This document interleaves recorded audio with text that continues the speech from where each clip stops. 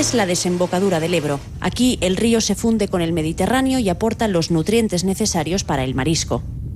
La gente del delta asegura que en el mar no se pierde el agua del río. Precisamente por el agua dulce se pueden mantener los viveros de marisco y muchas familias de la zona viven precisamente de ese negocio. De hecho, el agua salada está ganando la batalla en el último tramo del Ebro. El mar llega más de arriba de Amposta y además se puede comprobar porque los pescadores van a pescar delante de Amposta y allí salen sepias, pelayas y todo esto. Quiere decir que todo es pescado de agua salada. El delta retrocede tragado por el mar. El único freno, por ahora, es el agua del Ebro. Vega Baja, en Alicante, tierra de frontera entre la Comunidad Valenciana y Murcia. El campo aquí tiene sed.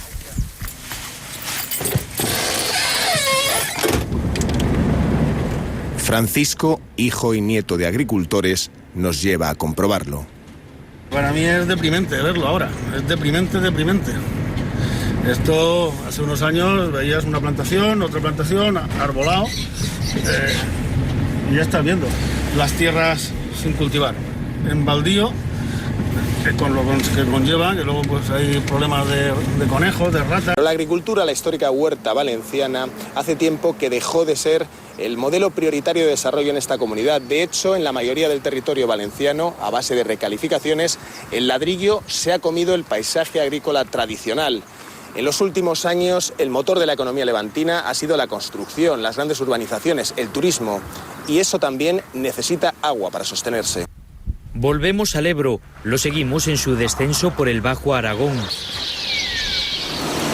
En la villa de Caspe encontramos miradas de impotencia. Dicen que crean riqueza a orillas de grandes ríos. ¿Por qué se quieren llevar el agua para los ricos? Aquí no hay campos de golf, aquí hay campos de secano, que llevan años gritando que ya quieren ser regados.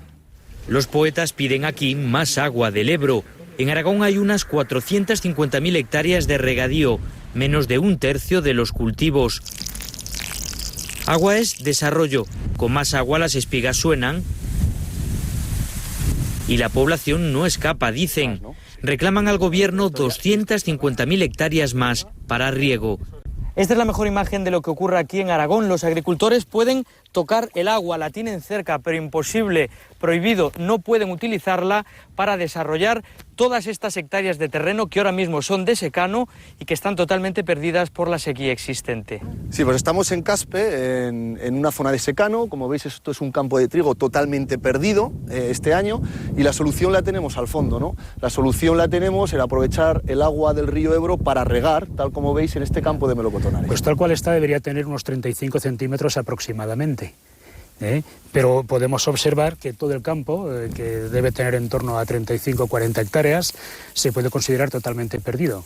El cereal en este caso ni tan siquiera ha hecho acción de espigar. Para un territorio como Aragón, que vemos pasar el agua por delante de nuestras narices y ver que se la están llevando toda para otros territorios, ya nosotros dejarnos con una mano delante y otra detrás, ¿no? Por supuesto que eso nos hemos opuesto, nos opondremos y esperamos que no se resucite la figura del trasvase del Ebro, porque lucharemos con todas nuestras fuerzas como lo hemos hecho hasta ahora.